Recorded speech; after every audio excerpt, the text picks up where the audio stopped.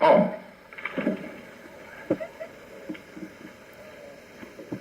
I don't ask you to take the position I take, but I want you to know the position I take.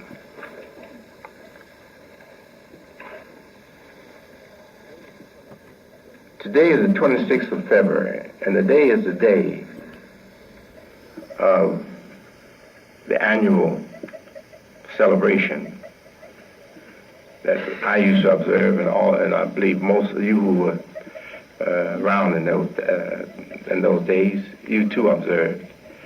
Today is that day, not the 25th, not the 27th. Today is that day. This is the 26th of February, and I do believe that Mr. Farad chose this day because of Carter G. Woodson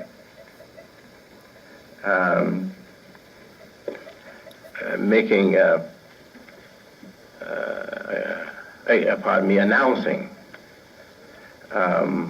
his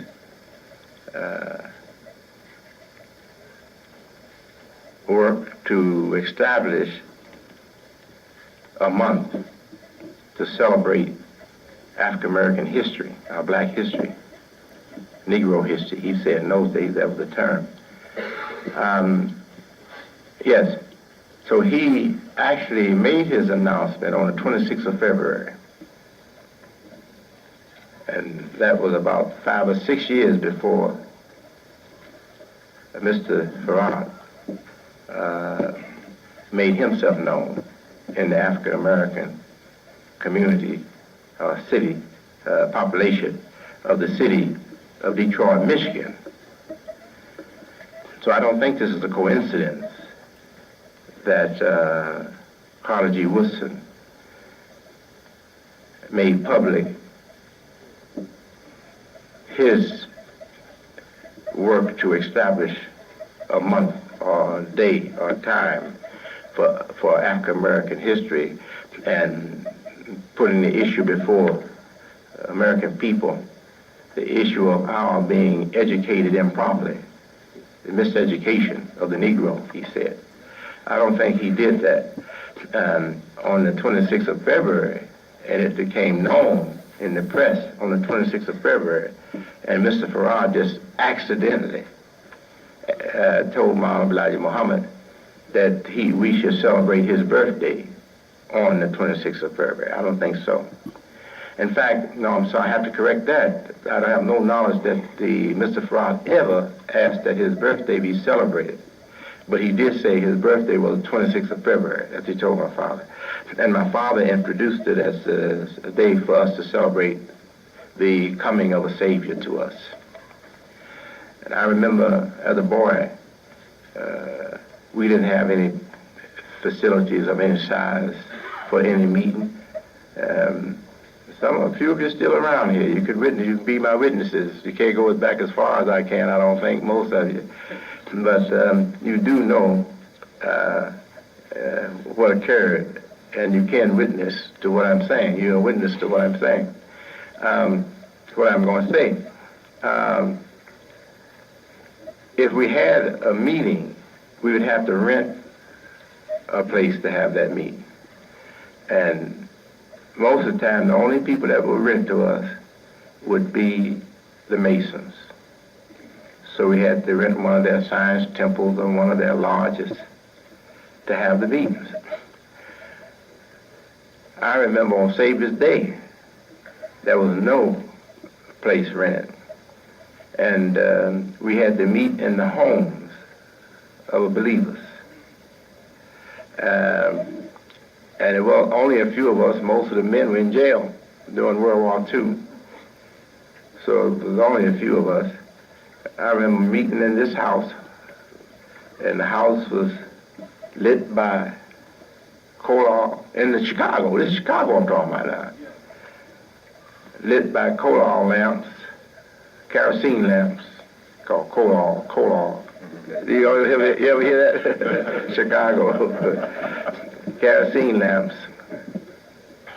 And there was a stove in the middle of the house, pot-belly stove, iron stove, metal stove.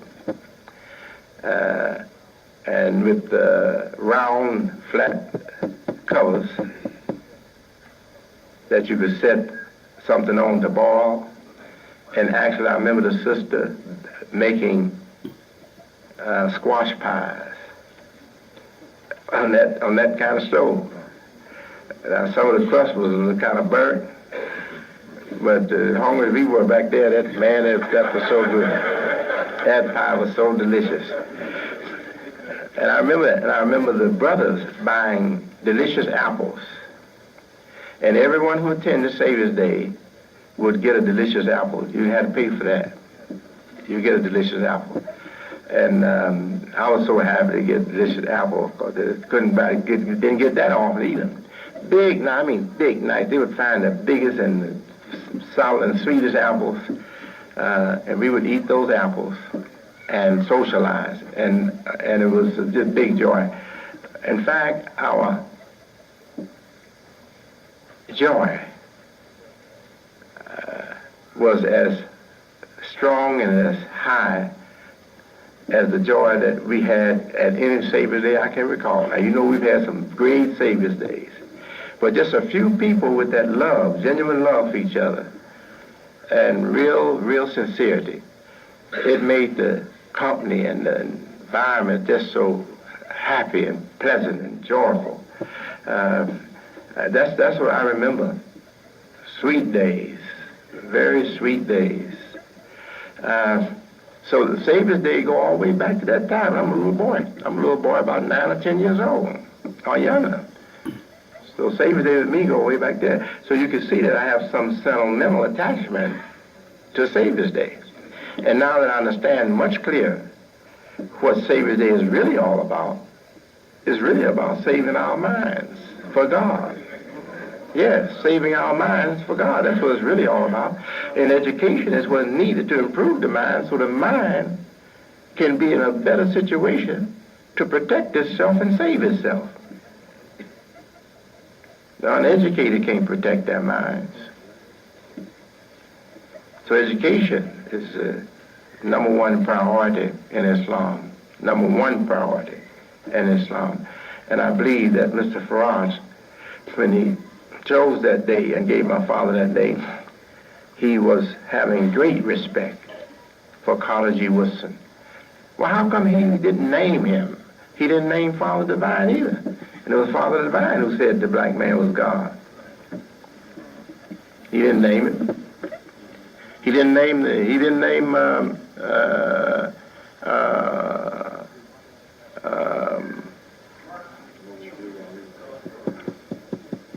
I'm trying to think. No, yes, he didn't name Drew Ali, who gave them the fairs and other things that he put the fruit in the early 30s.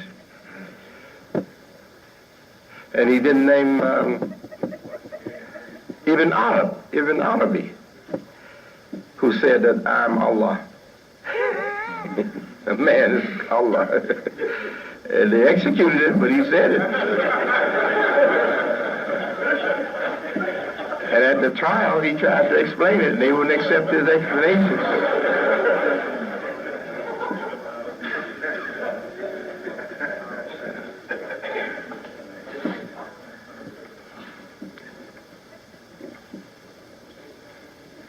What he put together really masterfully, and I don't think anybody, he didn't get this from anybody but his own mind and thinking, was Yaqub's history.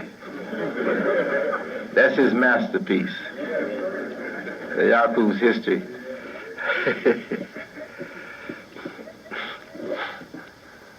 And as I see it, it's a great piece of satire. Great piece of satire. It's not really a myth. I don't think he intended to be a myth, because a myth is something that serves your life, and it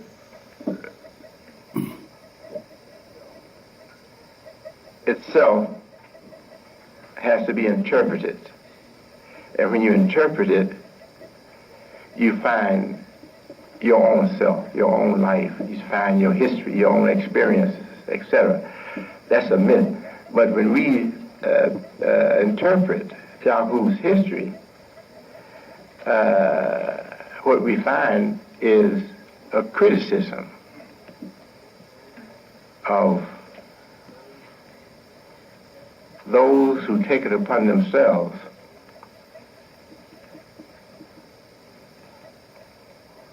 to decide how man is going to, how the life of mankind is going to be ordered on this earth, ignoring God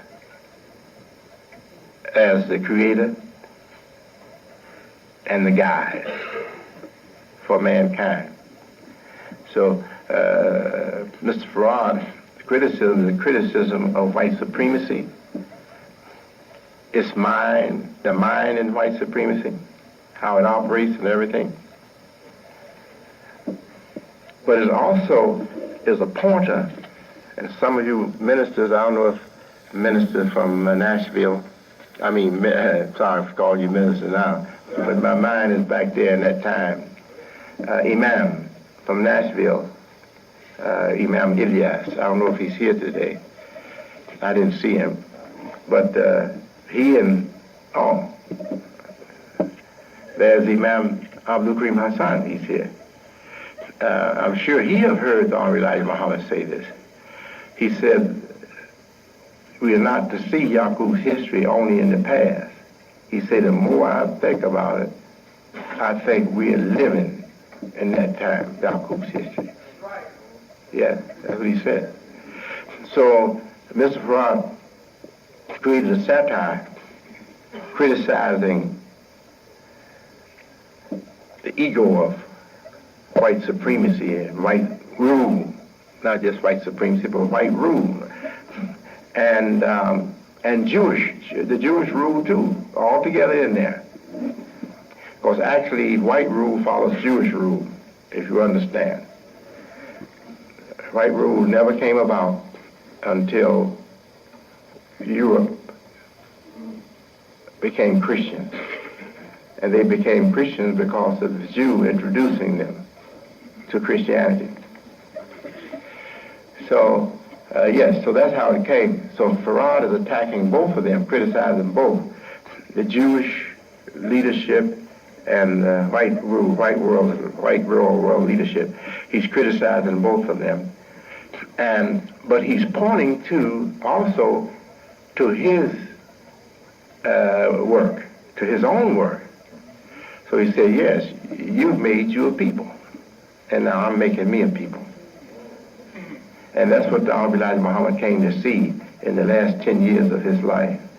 He came to see that Farrad was not only giving us something to interpret or to discover, and a height to keep us from thinking yourself weak or inferior to whites, but he was also pointing to his own experiment with us to create a new people that he himself named the members of the Lost Found Nation of Islam, or Lost Found Nation of Islam in the wilderness of North America. Yes.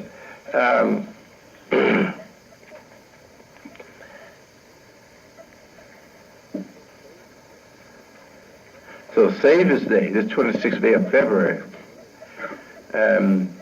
should be a day, I'm not saying a major day, a big day that would be the main day or the biggest celebration day for us. No, it wouldn't. And I'm not even right now thinking of the two great Eids, which is a celebration that we have with the whole Islamic world. I'm talking local African-American celebration. I don't think it should be even our main African-American celebration.